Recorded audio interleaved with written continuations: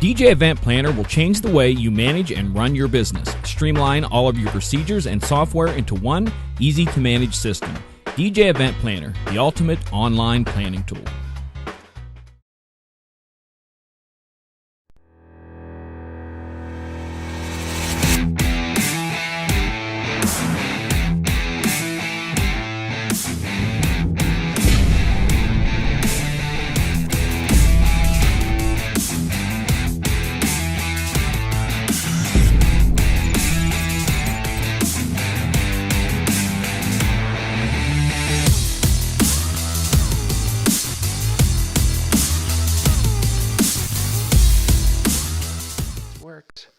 Great, it went away. Hey everyone, we are live. It's Monday night on DJ NTV. Thanks for joining us. Tonight, we have got a special guest. I have got DJ Sara Sims. Good evening, Sara. Good evening. How are you? I am doing well, doing very, very well. And gang, you're going to notice right away that Sara has a little bit of an accent. I think it's South New Jersey. Good guess. So Sara, where is home base for you? So I'm based in Toronto in Canada. So from where I'm at, you're actually like in a southern climate from me almost because of being in central Minnesota. Well, it doesn't feel very southern out today, but... So tonight, gang, we're going to be talking to Sara, kind of introducing you to Sara and looking at some of the different things she's done. If you are watching us out on YouTube, you can put any questions you may have for her in the chat room. We've got that set up, so you can come in there and take a look at that. Blurry is what somebody is saying. We should be. I know. Mine gave him a really poor quality. So check your quality on your YouTube feed, Reggie. Mine for some reason is that 144. I don't know why on the monitor one, but I don't care because it's broadcasting 720 and we look awesome here. So we'll look awesome out there. So, but yeah, we're going to talk a little bit about some of Sara's experiences and such, and then we've got kind of an announcement we're going to be making towards the latter part of the show about a new project that's going to be coming to you in just a couple of weeks here. Goodness, the time is flying. Sara, so let's kind of start. How kind of bring us up to speed? When did you get into the DJ world? So I started DJing back when I was 17 or 18, which was when I first started off, over a decade ago. And I got into it just kind of going out to raves and really fell in love with what the DJ was doing at a rave. Just always seemed fascinating to me, watching them play and listening to the music, and it seemed like a really magical and cool thing to do. Did you have a musical background prior to finding interest in the DJ, or is it basically let's talk about that a little bit. What was your background? So I grew up playing guitar, and when I was a teenager, I got into playing jazz guitar. Studied jazz guitar at Humber College in Toronto, and did that for about 6 months, but I left the program to actually pursue DJing full time, and have been doing that ever since. Sure. Did you find that your experience, and I've asked this question to many DJs, especially who've gotten into producing, did that experience being a guitarist is there some of those skills that have transferred over to creating your music and such with what you're doing today? Oh, absolutely. I would say 100%. I grew up playing piano and keys as well. I have a musical family. Both my parents are musicians. So they really, from a young age, I had to learn all about the notes on the piano and musical theory. And I think that's helped me big time as a producer because it helps me putting together chord structures and putting together different melodies, layering different melodies, figuring out what would sound good. Right. So parents are into music and they brought you up into that. What happened when you were like, yeah, Mom and Dad, I'm not going to do this guitar thing anymore, and I'm not going to do that. I'm going to go and start making basically digital, I'm going to be performing as a DJ. How did Mom and Dad take that? They were actually super supportive. I remember back when I was in grade 11 or 12, and I had done well in school that year. So my dad said, okay, we're going to get you a graduation present. He said, what would you like? I said, I think I want a DJ mixer. And he just looked at me and said, what the heck is a DJ? That's what I expect. There we go. And back then, I didn't really have a good grasp on it. And I said, well, I've heard about a DJ mixer and I'd like to try to find one. So we went out to some pawn shops and we did find my first DJ mixer. My dad took me to the store and bought one for me. Okay, so you tell us about the first mixer, because this is a conversation we have quite a bit. It's what our first piece of gear, in essence, was. The piece of gear, okay. So I don't remember the model number, unfortunately, and I don't have the piece of gear. I gave it to a younger brother a couple years ago, but it was large. It wasn't rotary. It still had, the different, like the channel faders on it, Yep. and it worked. It, It worked well. I think someone probably would have DJ'd with it back in like the 80s or something. that's it. Yep. That's where a lot of us. It's like our first one was this old PV board or something like that we're like, it was awesome at the time, but now we look back and it's like, oh my gosh, how did we function at all with those? Yeah. Very cool, very cool. So then you got into the DJ realm. Now, when you first started, were you trying to do the rave things, or did you go into a different, doing some club things? What was your first getting into shows? Well, when I first started DJing, the first thing that I really wanted to do was to spin drum and bass, Okay. because that was like back in the late 90s, kind of early 2000s. And the drum and bass scene was huge here in Toronto. Drum and bass, we were the number 2 city in the world for drum and bass. UK was number 1, Toronto was number 2. So that's really what I got into DJing to do, was to play drum and bass. And what kind of events could you, when you were first establishing that as your favorite genre, were you doing some different clubs or doing some small parties? How did you start out? Well, when I first started, I think the first place that I played was like a house party, which is where a lot of DJs will start off playing Sure. at a house party. That was the first gig I had, was at a house party. And then I was also, when I started DJing too, I have a background in turntablism and hip hop. I grew up scratching and really immersed in hip hop culture. So another one of the first gigs that I got was at the rec center, spinning for like b-boy battles. So that was kind of a cool first gig to get as well. Very neat, very neat. So you had that experience and such, and getting into the drum and bass. Now, at some point in time, when we started, we didn't use the microphone very much. Was the microphone, because of your musical background, something that you warmed up to quickly, or is it something that you have had to kind of learn and evolve as you've done more events? It's something that I've had to learn and evolve, because especially when I started, I used to work a lot with MCs, and I still like to work with them kind of whenever I can.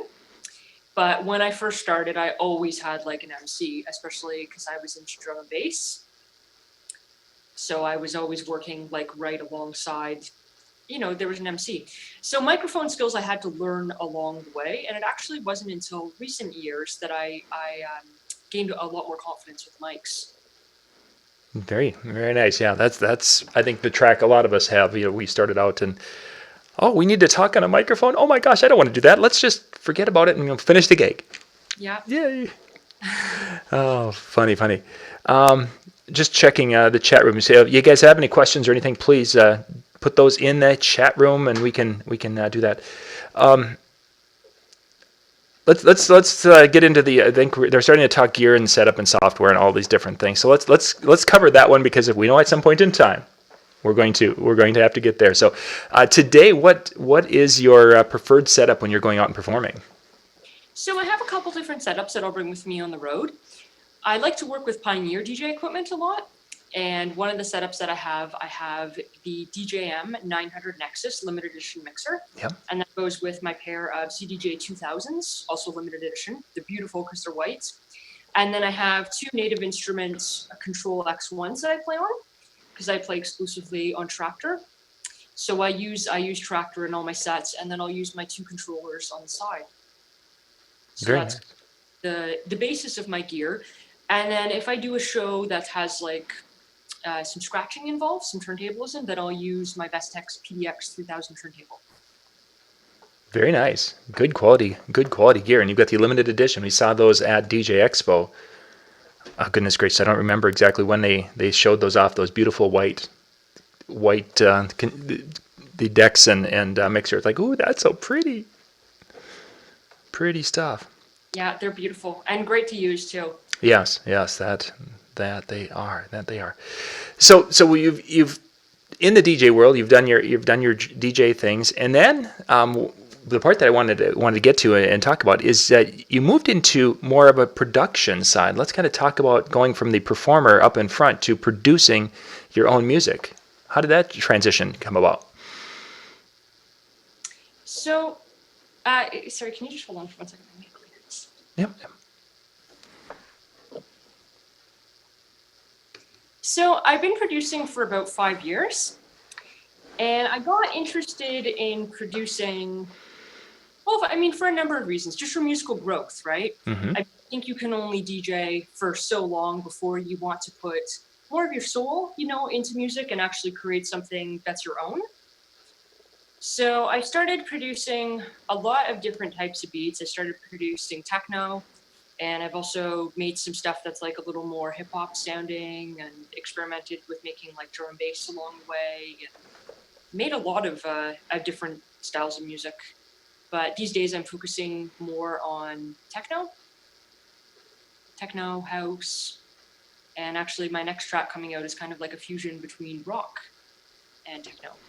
And that track is what we'll be talking about here in just a little bit. So when you're creating and such the music that you have been doing with the different genres and such, is it something that now has been released to different? If people were looking to find those, are they out there somewhere where they can be found? And Yeah, they're on my SoundCloud. So you can go to my SoundCloud account, soundcloud.com/Sara Sims. And perfect. yeah, and I have some of my music is also on iTunes too. One of my first releases down the road, you can find that on iTunes, and some of my older music as well. And a lot of my new stuff's going to be coming out on Beatport on my own label, Symmetry Sounds. Woohoo! Nice, nice. So comparing the two worlds of the performer up on stage and the producer who's creating something that others will be utilizing and playing, which one gives you kind of more of I'm going to call it like a fulfillment? Mm-hmm. If you kind of follow me, which one I guess is more fulfilling with that? Well, I would say they're both fulfilling in very different ways. I think that DJing is a different art form than producing. Working in the studio is very different than performing live. They're both super creative, and you can be, just as creative in either realms. And perhaps today the two are starting to come together a little bit. There's a lot of ways that you can perform electronic music in a way that's very organic and more similar perhaps to the way that you composed it. But I mean, unless you're doing a live set, then I think the actual act of DJing is a lot different than the act of creating music. Yeah, definitely two different worlds, but I could definitely see that fulfillment or satisfaction with either are Yeah, going to be different. But absolutely. somebody's asking if you had if your music, if your releases, if they aren't for sale somewhere, would that be out on Yes, iTunes? absolutely. Yeah, you can check out my stuff on iTunes. So my music is on sale there. Cool. Yeah. And is that including the upcoming release that's going to be coming to us here in February? Yeah, my upcoming release is going to be out on iTunes. It's also going to be out on all the major digital stores. I'm hoping for Beatport as well, if Beatport accepts it, because my next release is very guitar heavy. So we're going to see if it's grouped under like the electronic term or not. But yeah, definitely iTunes, and then look out for my tracks on all the major digital stores as well. And we'll talk more about that particular track because I want to kind of walk in and get into how you have gotten into that and how that was to put that together, because it's always kind of cool. You look at a music video and a person's like, oh yeah, it's they probably just shot looks fairly simple to do. And I've talked to people who put music videos together and they're like, oh, they're far from simple to do. So I want to dig into that here in just a couple of minutes. When you were, as far as when you're out and performing and such, where have you been performing around the country world? Kind of, what are some locations you've hit? Well, I've been very lucky because I've had the opportunity to play all over the world, everywhere from Japan to across Europe. I've been across the US a couple times, did a couple tours down in the US, and then here in Canada, I performed in Toronto and Montreal. So as you're doing these, go ahead. I really kind of got my start like here in Toronto in the Toronto club scene, because Toronto has very healthy and vibrant club culture. It's very diverse. We have very multicultural musical community, and it's a great place to play out in the clubs and really kind of cut your teeth. So it's really where I started off, was in Toronto. and then expanded into different territories, and was lucky to get some really cool opportunities playing like the south of France and some shows in Japan. And I've been very lucky to play down in Miami a couple times. Mm-hmm. Played at Ultra Music Festival a few years ago. And most recently, I did a tour. My last US tour was like through Anaheim and through Vegas. Oh, nice. So a lot of fun too.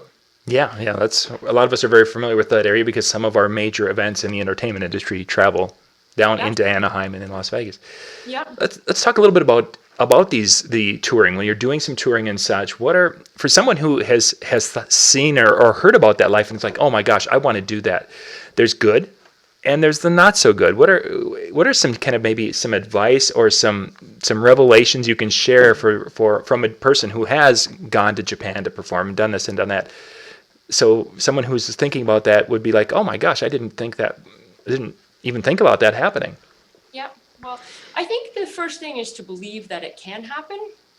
And then once you believe that, you could be out there touring the world, then you can. But I mean, you have to work hard for it, right? Like, for sure. Making music, mixes, promotional materials. But, if you do your work, then you're going to be able to get there. But I mean, touring is great. Like, I personally really love being on the road. It's really exciting going to different places, meeting different people, getting the opportunity to perform. It's really what I love to do. And you really kind of say goodbye to any sort of like normal life. But what you're blessed with is like such an incredible experience.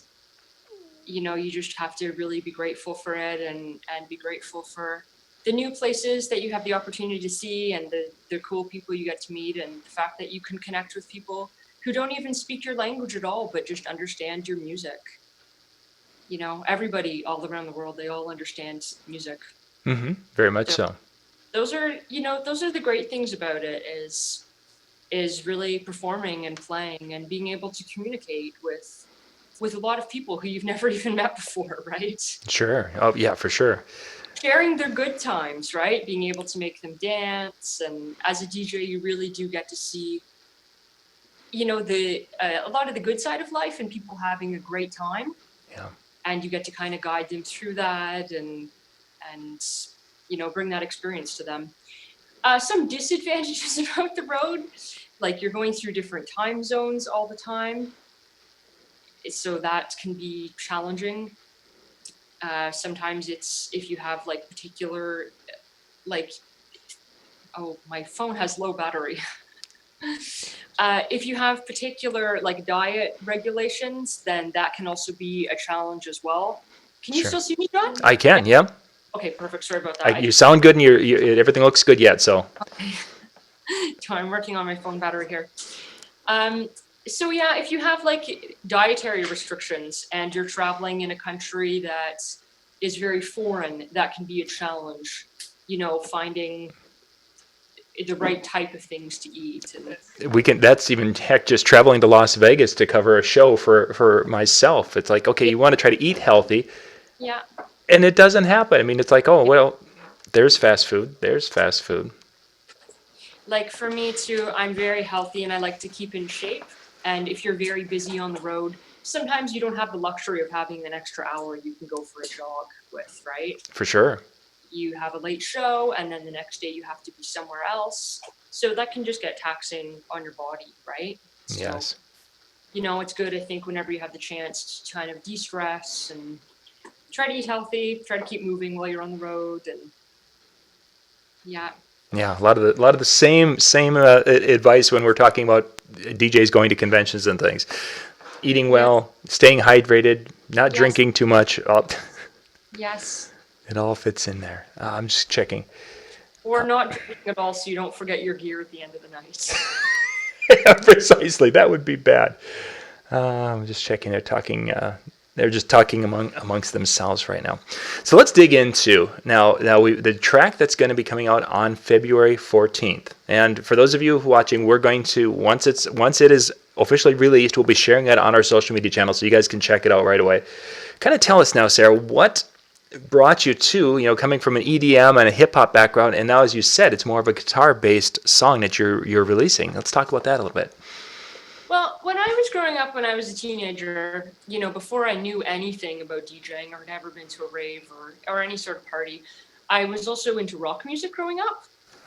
And this was before I got into jazz. I was really raised on bands like Nirvana, Smashing Pumpkins, pretty much anything that Butch Vig produced, I was just literally in love with. So I think after a period of time, the sounds that you listen to are going to come out in your music and in your arts. Yes. So I was just inspired recently. I think I went through a bit of a Nirvana period because when I'm not DJing, I like to listen to, some other music, stuff that's not maybe dance music, to just decompress or, Yes. receive some other kind of inspiration from. And I was listening to a lot of Nirvana, really digging Kurt Cobain. And I'm not going to say which of his songs I did a cover of, but I heard one of his songs and I was like, you know what, I haven't heard this for a lot of years. I think it would be really special if I did a cover. I think I could design something where I mix together a bit of like that rock, kind of like Butch Vig production style sound with something that was like a little bit more of a dance tempo and has also like a techno vibe to it. So I put the two together to create something new. And with the help of a very talented producer here in Toronto named Gray Miller, we were able to create a new song. Yeah. Yeah, and I've gotten to hear the track, and you can definitely hear that, or I should say, hear the influences and such of that, and that take on that. You guys are going to like it. It's a very cool cover that she did. So, instrumentation. What parts did you cover in the song? Well, I recorded the guitar. I did all the guitar recording on my own, recorded that at home, and edited it. Did a lot of the editing for that. And then I also did the lead vocals for the track too. For the guitar part, I did the rhythm and then also the lead, and then vocals. Had my friend Rob Ballon record the vocals, and then I did the vocal editing. And then my co-producer Graham, he helped to produce and really bring the vision of the track together. So we kind of worked as a team to make a song. Very nice. Yeah. So you have the song. Now let's talk about the shooting of the music video. Yeah. How, for those who have never experienced something like that, and again, I've had one person that when he and I were talking about it, he goes like, yeah, it's got to be pretty easy. I mean, a couple of camcorders, change camera shots, and you're good to go. How long did it take for you guys to put that music video together? It took about a month. A month of hard work and focus. And a lot of friends helping out too. I had the idea for the music video, and I met a friend of mine who had got into directing some films recently, and I really wanted him to direct the video, and he said no. Thanks for that, friend. He's won some big awards, but he didn't think he was a good fit for the project, but he said, Sarah, I have the perfect person. And he said, you should get in touch with my friend Catherine Kwan, an up-and-coming director here from Toronto. Okay. So I got in touch with her. We went out for a coffee. I told her my vision for the music video. She liked it right away, made a bunch of notes. And within a week, we were storyboarding at my studio here in Toronto. And then a month after that, we had the video shoot. So how many people were involved with this shoot now? Because there's some additional people. It's not just you in the video. Yeah, no, there's a lot of people. The vision for the video was to create a video that was something like Nirvana's "Smells Like Teen Spirit." I was really inspired, and I mean, I think as a lot of people were by that video, just kind of how gritty it was, how smoky it was, and how rock and roll it was. Yes. Like the guitar smashing at the end. Everything about that video was great. So that was really my vision, was to put together a video, something like that. And I was really lucky because I had a lot of support for the video. There was a lot of companies who kind of came in and helped out. Fender Guitars were a main sponsor for the video, as were Marshall. So thank you very much to both. Tried to use like the original gear that Nirvana used in their videos and make it as authentic as possible. Wow, nice. And then we had, for the video crew, there was, for the people in the video, there was myself, And then my sister was, she's going to be the drummer. Well, she is the drummer in the video. And then my friend Erica Eager-Ballon was on bass. And there were quite a few other friends in the video too. Like we have an audience in the video, and it was largely my friends in the audience. And we have a driving scene in the video as well. And there's a special friend who is driving the van. And let me see, any other friends? A lot of friends. Calling in a lot of favors there, it sounds like. Yeah, but I mean, I think it's also fun if you can involve like your friends in your projects and Oh, your video yeah. shoots too. Also, the director, she was really good, and she brought all her people as well. So it was a combination of kind of my circle and then also her circle as well. So we meshed the two together, and yeah. Very cool. Very Yeah. neat.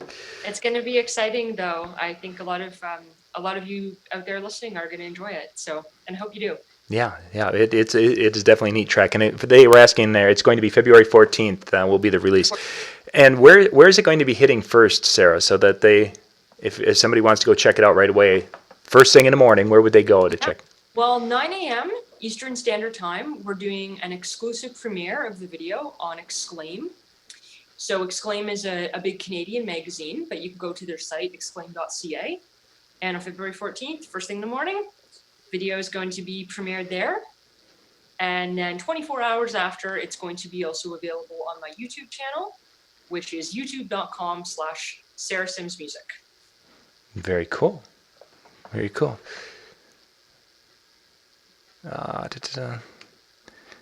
She has a comic book too. Yes. Oh, well, this is Reggie. Thank you. He's done more research than I was Facebook stalking you to find information. Okay, so now we got to talk about that. Sure, for sure. So this is my comic book here. It's called The Future Prophecy. There are 3 issues in existence. Issue 1, issue 2, and of course issue 3. Right. So the comic book was written by my sister and I, and it takes place here in the city of Toronto. And in the comic book, the premise of the story is the villains of Bogtown Records have taken over the city of Toronto, and they use negative sound waves to torture the helpless citizens. So it's a really fun project. Uh-huh. There's a track that goes with the 3rd issue called All of Me. I produced the track together with another Toronto-based producer named Diffusia, and it features a singer named Mila on it, also another Canadian artist. So the track goes together with the story. And this is a project that I started a couple years ago with my sister. And all the characters in the comic book are actually, most of the characters are based off Canadian musicians and artists. Interesting. Now, what took you down the path to get into the cartooning like that? Well, I don't actually do any of the cartooning myself. That's your sister? She's the artist? Nope, she doesn't either. No, on the 3rd issue here, our good friend Erica Eager-Ballon, who was also in my latest music video here, she did the front cover. Okay. So I don't know if you guys Yeah, we can see it. Yep, looks good. can see the cover. That's my sister and I on the cover there. Mm-hmm. And then there was an artist in the 3rd issue here. We've had different artists illustrate every issue. Mario Guevara, who's a Mexican artist, he did the illustrations for this 3rd issue. And the project kind of came to be. I was based in Germany a couple years ago, came back through a tour from Berlin, and was just inspired to do something kind of new and different that would combine together my love of electronic music and my sister's love of pop culture and comic books. Sure. Interesting. So we drew those influences together and decided to work on this comic book project for a couple years. And we had 12 issues planned, but I think 3 is where we're going to be pulling the plug, so to speak. I would think that's got to be a very intense and in-depth process to see a script and such get to fruition when it comes to a comic book like that.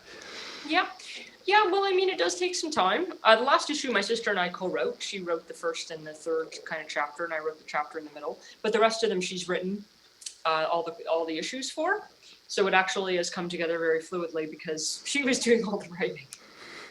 And I was more interfacing, well, the both of us were interfacing between, the artists who were illustrating and her writing. But it was very cool, from seeing the scripts to actually seeing your vision like come to life on paper, right? Yeah.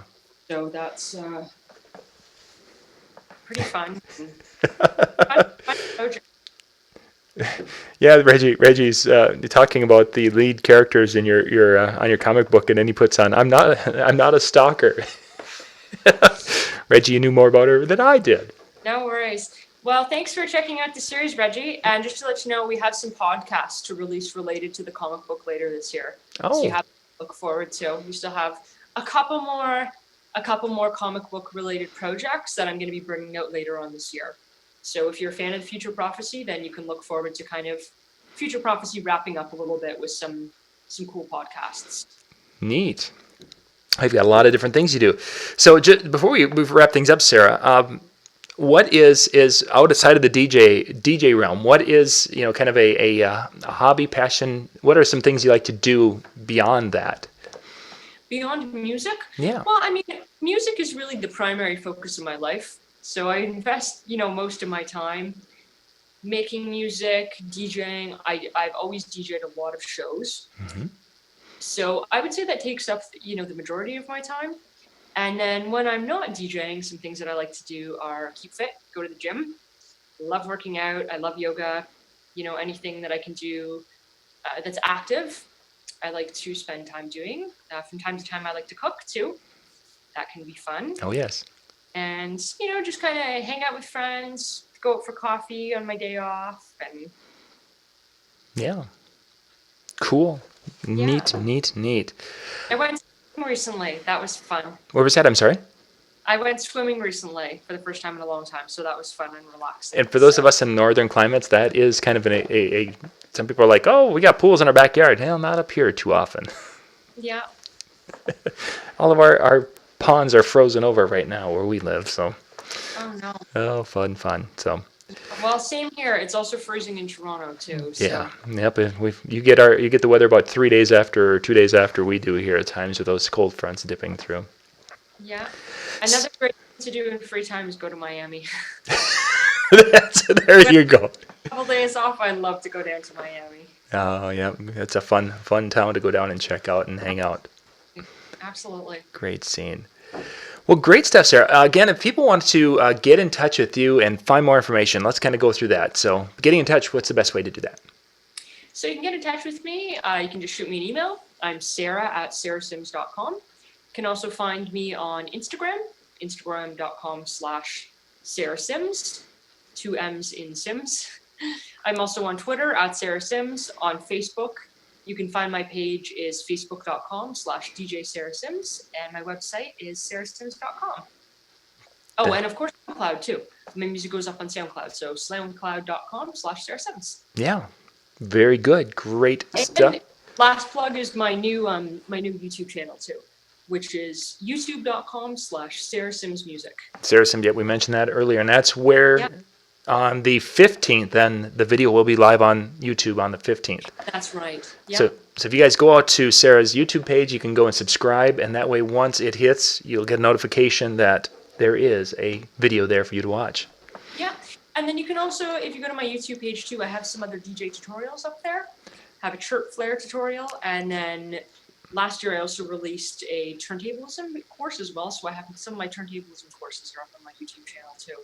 And that's we were actually watching your explanation of the chirp scratch and such, and it's like cool. You did a very, very nice job with that. So it's like it's like, I wonder if she's going to do more. It's been a while since she's put one up. So if you guys want to learn a couple of techniques, definitely pop out to the YouTube channel and check that out, because there was some neat things, and MJ and I were watching it, which MJ is our guy who does a lot of teaching of scratching and things on Wednesday nights, and he was very impressed with that. So he said you did a great job. Oh, thank you. So, well, gang, we're going to wrap things up here, and I'll be back in about 25 minutes with our second show tonight. Sarah, thank you much for being on, and we look forward to the 14th, getting to see the new music video. Well, thank you so much for having me on your show tonight. All right, thank you much. We'll be back in about 25 minutes. Good night, everyone. Thank you.